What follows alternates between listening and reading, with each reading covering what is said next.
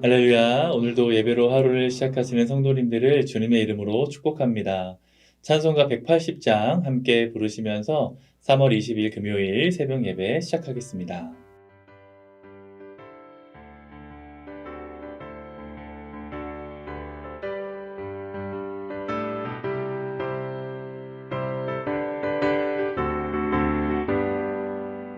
하나님의 나팔 소리 천지 진동할 때에 예수 영광 중에 구름 타시고 전사들을 세계 만국 모든 곳에 보내어 구원받은 성도들을 모으리.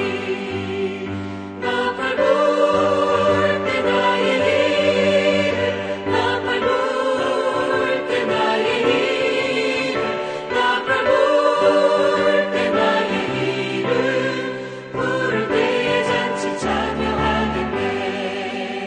무덤 속에 잠자는 자 그때 다시 일어나 영화로운 부활 승리 얻으리. 주가 택한 모든 성도 구름 타고 올라가 공중에서 주의 얼굴 배우리. 나팔 불 때 나의 이름, 나팔 불 때 나의 이름, 나팔 불 때 나의 이름 부를 때에 잔치 참여하겠네.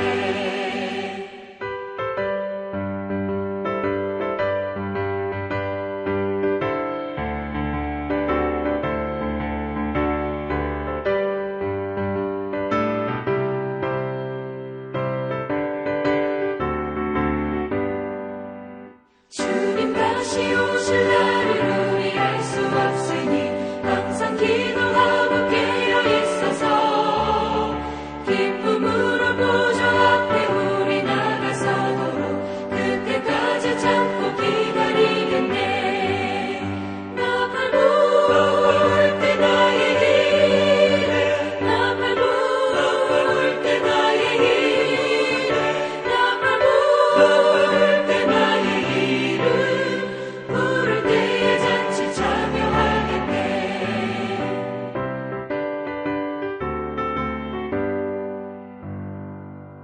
이 시간 함께 기도하기 원합니다. 특별히 오늘 밤에 있을 창립 30주년 기념 칸타타를 위해 기도해 주시기 바랍니다. 찬양과 연주를 통해 하나님께서 홀로 영광 받으시는 시간이 될 수 있도록, 또한 그 자리에 함께하는 모든 성도들이 예수님의 십자가와 부활을 묵상하며 받은 은혜와 사랑에 감사하는 시간이 될 수 있도록 함께 기도하겠습니다. 사순절을 맞아 날마다 예수님의 은혜와 사랑을 묵상하게 하시고 제사함의 기쁨, 구원의 감격을 우리에게 회복시켜 주시니 감사를 드립니다. 이 시간 드려지는 예배에도 함께 하시며 말씀을 통한 깨달음을 우리에게 허락해 주시옵소서. 오늘 하루 주신 말씀 기억하며 세상에 나가 승리하는 우리 모든 ANC의 성도들이 되게 하여 주시옵소서. 특별히 오늘 밤에 있을 창립 30주년 기념 칸타타를 위해 기도합니다.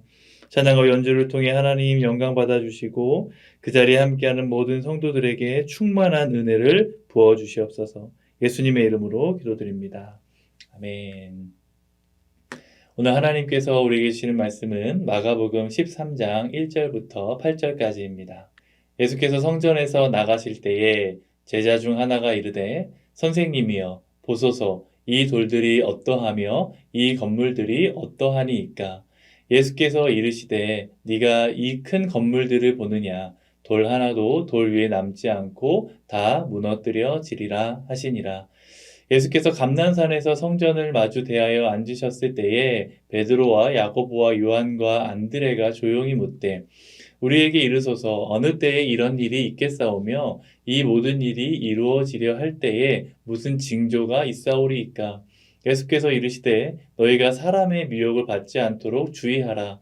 많은 사람이 내 입으로 와서 이르되 내가 그라하여 많은 사람을 미혹하리라. 난리와 난리의 소문을 들을 때에 두려워하지 말라. 이런 일이 있어야 하되 아직 끝은 아니니라. 민족이 민족을, 나라가 나라를 대적하여 일어나겠고 곳곳에 지진이 있으며 기근이 있으리니 이는 재난의 시작이니라. 우리가 사는 이곳 LA 주변에는 아름다운 해변들이 참 많습니다. 가끔 해변에 가보면 아이들이 즐겁게 모래놀이도 하고 열심히 모래로 성을 쌓는 모습을 보게 됩니다. 어떤 아이들은 제가 감탄할 정도로 멋진 작품을 만들기도 합니다. 그 아이들은 자기가 만든 모래성을 보면서 스스로 뿌듯해하고 부모님에게 자랑도 하고 부모님들은 그런 아이들의 모습을 사진으로 찍어서 기념을 하기도 합니다. 그런데 오랜 시간이 지나지 않아 파도가 한번 크게 밀려오면 그렇게 열심히 쌓았던 모래성이 한순간에 흔적도 없이 사라져 버립니다. 자신이 만든 모래성이 무너지는 그 광경을 보면서 서럽게 우는 아이들도 있습니다. 아무리 멋지게 쌓아 올린 모래성이라 할지라도 거대한 파도 앞에서는 아무런 힘을 쓸 수가 없습니다. 인간의 힘으로 애써 쌓아 올린 세상의 모든 공로와 자랑도 결국 이와 같습니다. 예수님 당시 헤롯 대왕이 짓고 있던 예루살렘 성전은 정말 크고 화려했습니다. 유대 역사학자 요세푸스는 당시 성전의 모습을 이렇게 묘사합니다. 성전의 외벽은 대부분 금으로 덮여 있었고 햇빛이 비치면 불처럼 빛나서 사람들이 눈을 제대로 뜰 수 없었다. 뿐만 아니라 성전을 이루고 있는 돌 하나하나의 크기도 상상을 초월했다고 합니다. 대부분 시골 갈릴리 출신이었던 예수님의 제자들은 그 거대하고 멋진 성전을 바라보면서 입을 다물지 못했습니다. 선생님, 보십시오. 이 돌들이 얼마나 엄청납니까? 이 건물이 얼마나 대단합니까? 제자들은 그렇게 화려하고 웅장한 성전은 결코 무너지지 않을 것이라고 생각했습니다. 그러나 예수님의 대답은 그들의 기대와는 달랐습니다. 2절 말씀을 읽겠습니다. 예수께서 이르시되 내가 이 큰 건물들을 보느냐 돌 하나도 돌 위에 남지 않고 다 무너뜨려지리라 하시니라. 제자들은 겉으로 보여지는 성전의 웅장함과 화려함에 완전히 압도되어 있었습니다. 그러나 예수님은 그 화려한 건물이 결국 흔적도 없이 완전히 파괴될 것이라고 말씀하셨습니다. 실제로 예수님의 이 예언은 AD 70년 로마의 티투스 장군에 의해서 그대로 성취가 됩니다. 그런데 왜 예수님은 하나님을 예배하는 성전이 무너질 것이라고 말씀하셨을까요? 그 이유는 당시의 성전은 겉모습만 화려했을 뿐이지 그 안에는 하나님을 향한 진실한 예배와 회개가 이미 사라져 버렸기 때문입니다. 지난 마가복음 11장에서 보았듯이 당시 성전은 이미 강도의 소굴이 되었다고 예수님께서 말씀하셨습니다.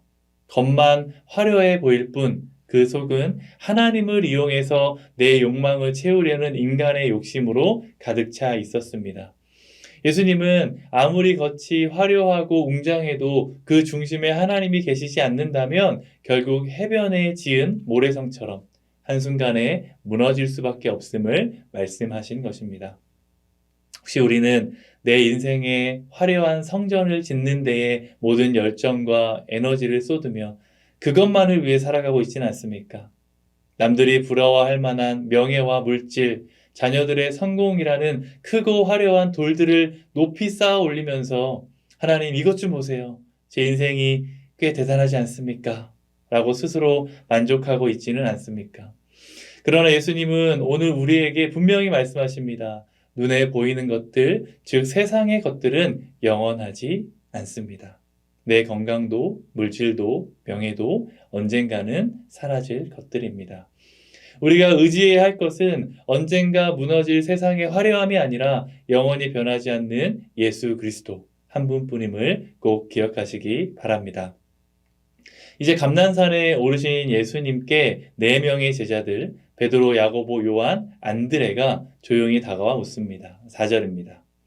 우리에게 이르소서 어느 때에 이런 일이 있겠사오며 이 모든 일이 이루어지려 할 때에 무슨 징조가 있사오리이까.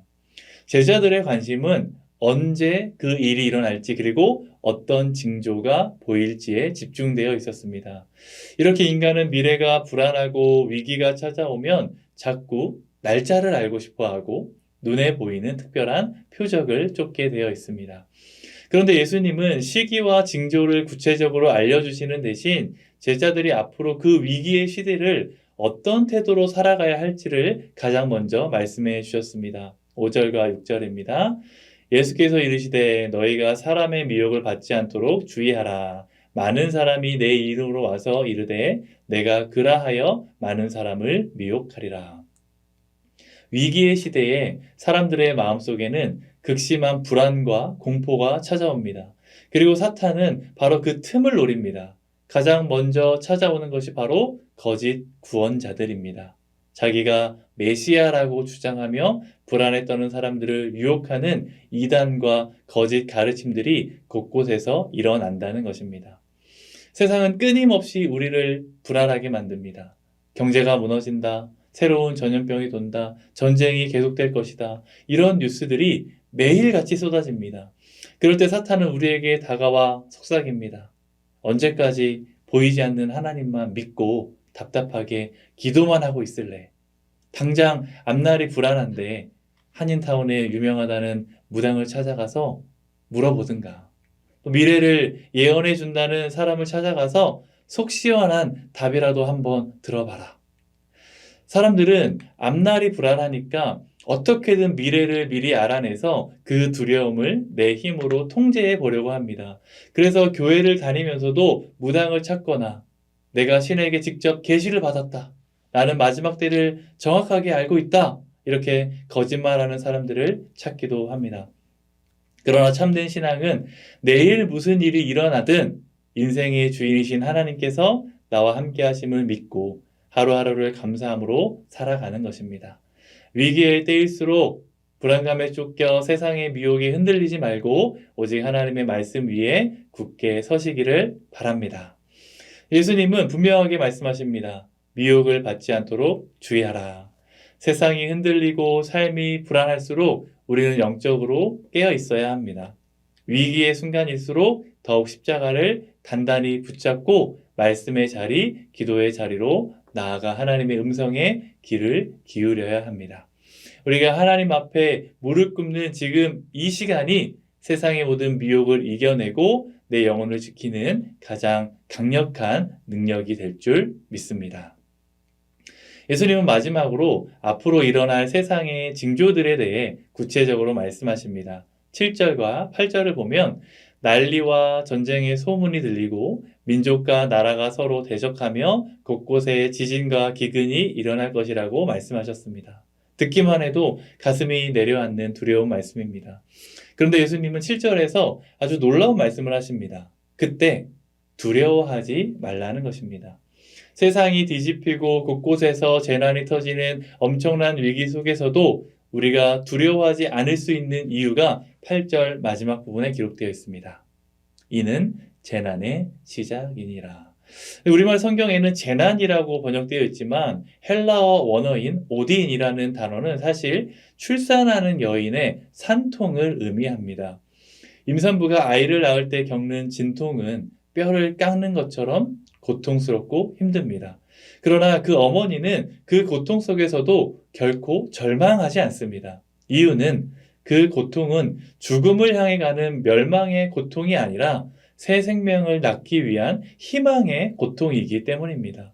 진통이 더 심해지고 자주 온다는 것은 곧 생명이 태어날 때가 가까이 왔다는 가장 확실하고 기쁜 소식입니다. 우리가 살아가는 이 세상에는 피할 수 없는 환란이 있고 때로는 내 삶과 가정에 이해할 수 없는 아픔들이 찾아옵니다. 그러나 그때 두려워하지 마시기 바랍니다. 하나님을 모르는 사람들에게 환란은 그저 무너짐과 멸망일 뿐이지만 예수 그리스도 안에 있는 우리에게 이 환란은 결코 우리를 망하게 하려는 고통이 아닙니다. 예수님이 다시 오셔서 완성하실 영광스러운 하나님의 나라, 내 삶에 새롭게 부어주실 그 새로운 은혜의 역사가 잉태되는 거룩한 산통의 과정인 줄 믿으시기 바랍니다. 때로는 내 삶이 흔들리고 당장이라도 무너질 것 같은 고통의 순간에도 하나님은 일하고 계십니다. 그 고통스러운 산통 너머에서 부활의 새로운 생명과 은혜를 준비하고 계시는 그 크신 하나님의 손길을 바라볼 수 있는 저와 여러분 될 수 있기를 바랍니다. 이제 말씀을 맺겠습니다. 사랑하는 성도 여러분, 파도 한 번에 흔적도 없이 사라질 모래성과 같은 세상의 화려함에 마음을 빼앗기지 마시기 바랍니다. 위기와 불안 속에서도 세상의 헛된 소리들과 가짜 구원자들에게 미혹되지 마시길 바랍니다. 오직 영원히 무너지지 않는 반석 되신 예수 그리스도, 그분의 십자가 위에만 여러분의 남은 인생을 든든히 세워 가시기를 바랍니다. 혹시 내 삶에 찾아온 여러 가지 참을 수 없는 영적, 육적인 진통들 때문에 아파하며 눈물 흘리는 분들이 계십니까? 두려워하거나 낙심하지 마시기 바랍니다.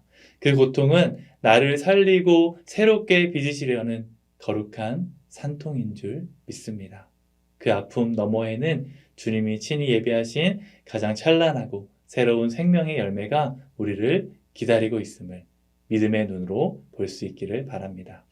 오늘 이 새벽 영원한 하나님 나라의 영광을 바라보며 기도로 모든 환난과 미혹을 이겨내고 넉넉히 승리하는 저와 여러분 될 수 있기를 주님의 이름으로 간절히 축원합니다. 기도하겠습니다. 눈에 보이는 세상의 화려함과 성공이라는 모래성을 쌓으며 그 중심에 예수님이 없는 형식만 남은 신앙으로 살아온 우리의 연약함을 이 시간 회개합니다. 삶이 흔들리고 앞날이 불안한 때마다 하나님보다 세상의 가짜 위안과 거짓 미혹을 쫓았던 우리의 불신앙을 용서해 주시옵소서. 이제는 우리 삶에 찾아오는 위기와 환난이 절망이 아니라 영원한 하나님 나라를 잉태하기 위한 거룩한 산통임을 깨닫게 하여 주시고 세상이 주는 불안과 미혹을 믿음으로 이기게 하여 주시옵소서. 예수님의 이름으로 기도드립니다. 아멘. 계속해서 각자의 기도 제목을 놓고 기도하는 시간 갖겠습니다.